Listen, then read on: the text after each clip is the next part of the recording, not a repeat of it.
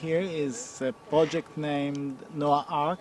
We are preserving by freeze-dried cells from blood cells for future cloning to preserve endangered species. We started with biblical species like Somalian wild ass, which only less than 100 individuals exist worldwide. And what we do is, by a non-invasive technique, we are collecting blood from these animals, separate the white blood cell with the nuclear that we are going to use for cloning. Cells that were dried at this state, completely dried for 3 years, preserved at room temperature, protected from light and from humidity, rehydrated and used for nuclear transfer and for cloning. And we will show that we can produce normal embryos of sheep after 3 years of room storage. What we would like to do is that this will be the beginning of 1,000 species of mammalian that will be preserved in a dried state. Blood will be sent to us, to Israel, and we will separate the blood and we freeze dry it and bring it here to this place where it will be protected from irradiation, from light and from air for a long term, and it will be the backup of all the 1,000 species of mammals that are in endangered situation.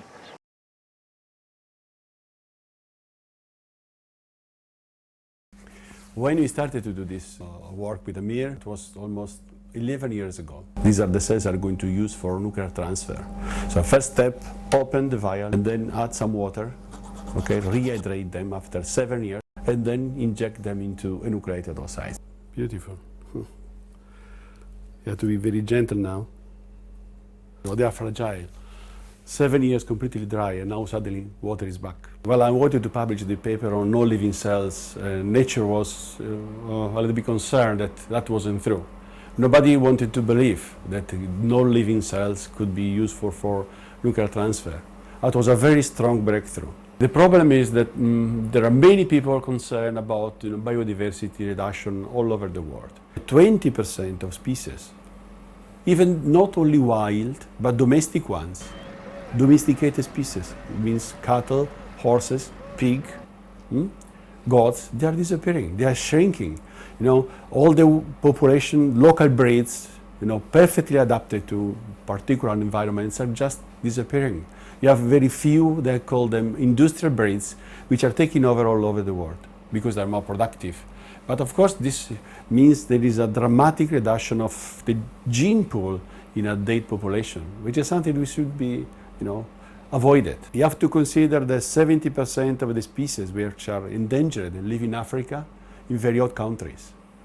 Liquid nitrogen is really expensive for eastern countries. So there, in that condition, it's going to be even worse. Such approach, freeze drying, is the ideal one, because you can store them. Have you seen the cells on the shelf? They are just lying there for 7 years. So it's a really a revolution in gene banking. Okay, let's see our cells. How do they look like?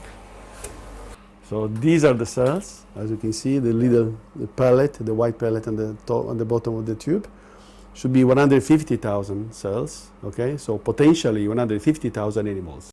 So I actually have been the first to publish the first paper on interspecies nuclear transfer. In that experiment, I used cells from a wild species, the mouflon. Okay, I have transplanted these cells into enucleated sheep oocytes. After Dolly was born and the paper was published in February '97, there was this kind of big shock. Our Minister of Health completely made a new law banning all the cloning experiments. With the left one, you go inside, you remove out, you suck the chromosomes. So the oocyte will be an empty container where they are going to put inside a somatic cells, a freeze-dried somatic cells. So essentially this oocyte will be fertilized, between brackets, with a somatic cell, dried.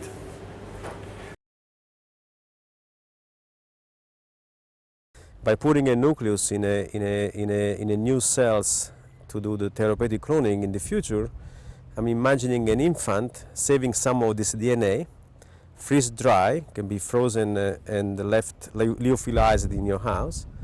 And let's say 50 years later, we can regenerate cells from the liver, cells from the pancreas to make insulin producing cells. So this individual will benefit tremendously by the technology. Besides the animal preservation of endangered species, I'm looking at the humankind. The humanity will be having so many benefits. As a bioethicist, I also see this as a great positive innovation of the stem cell technology. It will be very, very hard to find objections to a technique as such. We are not destroying anything that could have the moral imperative of destruction of a life. Actually, we are going to be creating and preserving lives. But there will be certainly a positive impact. One of the big breakthrough of the next few hundred years for the future generations to come. Initial work that has been conducted by some Israeli scientists are already very, very promising. They've been able to show to the world that they can freeze dry stem cell and they can reconstitute them effectively.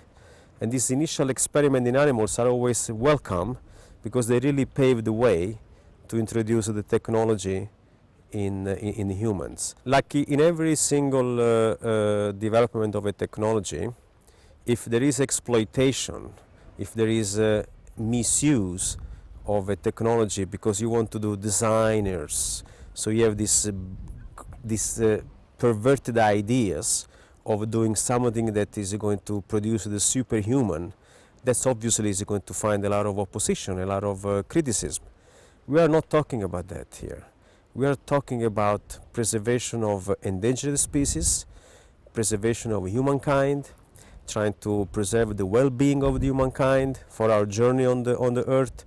But if we can live our lives free of disease, or as much as we can free of disease, I think that will be very hard to get opposition to this, particularly when we are not going to be sacrifice human life, because there will be no embryos involved, because this is a completely different story.